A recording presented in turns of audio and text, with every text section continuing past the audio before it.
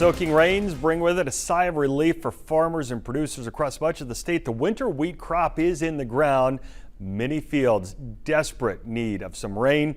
Sean Logging talked with a Butler County farmer about what he's seeing. It's as this week we got the first update from the USDA on how conditions are looking at the start. Mike, it's not a great start. The majority of the state's winter wheat crop falls into the category of fair, poor, or very poor. A little more than a third is considered good or excellent. It's not much better in some other Central Plains states. One thing that could really make a change in that is this rain. On these winds, some winds of change. That's the hope for these fields. Usually if you get that much wind, you kind of expect some moisture. Gordon Stands farms east of El Dorado, and so far when it comes to winter wheat, he's been fortunate. Surprisingly pretty good. We had a little moisture to plant into, luckily. I don't think everybody got that, but we got it.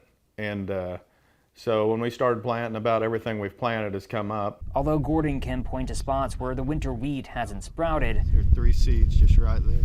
Because the soil is too dry. Real important to this wheat crop to get some moisture to root down and get settled in for the winter, and winter wheat is really tough. It has 9 lives and you just never can give up on it. The sporadic rains, Gordon says, leaves other farmers he's talked with, some not many miles away, dealing with a different start to the crop. The USDA's Crop Progress and Condition Report shows for Kansas, winter wheat could definitely benefit from rain. It's as any little bit receives thanks in these last 3 years, as these fields haven't been turning the best crop.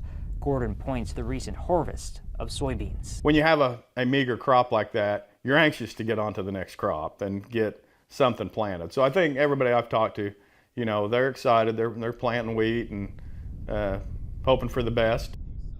Gordon tells me these rains will likely have a quick impact, helping to grow the crops, and soil temperatures are still warm in this area. And it's not only today's rain, but the additional chances in the forecast could help going into winter, building up that soil moisture.